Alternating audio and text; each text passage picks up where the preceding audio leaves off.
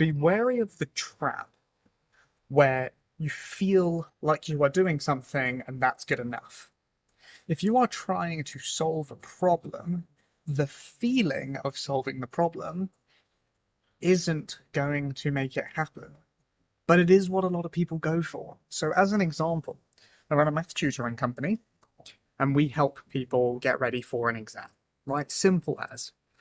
And so, the overarching thing they need is to go from a lower grade to a higher grade, obviously, right? And if it's not doing that, whatever they're doing isn't working. But the number of people who just want to feel better, not actually get the result, but feel like they're doing something, that's enough for them. And if you just want to feel better, great. But also don't cry when you don't get the result you're after. A similar situation to this, I had a conversation with a friend earlier today who had a really painful meeting with their manager where he asked fantastically, or rather, he was given the feedback that he wasn't doing enough, right? He wasn't doing the work in the way that they expected. And so, like someone who is actually trying to get the outcome, he asked, okay, I understand the label you have given me. That's fine. It's not useful information for me to improve. What behaviors would you like me to change? And how would you like them to change so that you ascribe this new word to me, right? Of accountable or whatever the word is, right? What actions do you need to see to be happy that that level or that rating goes up? And they couldn't answer the question, which means they actually don't have a problem. They feel like they have a problem.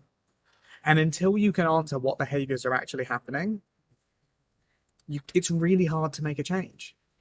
Like a classic example that many people have heard, Hormozy uses it, is if someone's being called a dick, telling them to not be a dick isn't very good advice.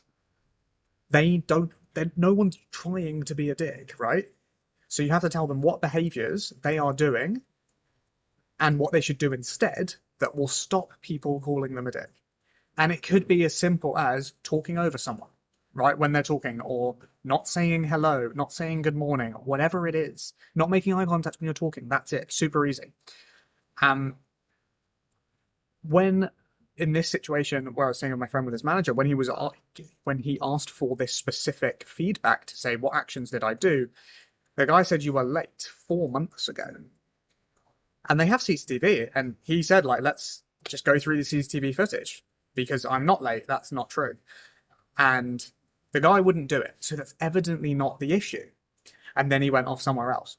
But what I'm trying to get at here is if you want a certain outcome, find out what actions are causing that outcome or not causing that outcome, or what should you do instead to cause it, and deal with that instead, right? Your feeling around the situation is irrelevant to its outcome. Understand that. And that will help you get to where you want to be in a much less painful way. And then you can remove the emotion from this and just don't fall into the trap of just feeling better if your goal is actually the outcome. But if your goal is actually feeling better, crack on, mate. Have a great day. Peace.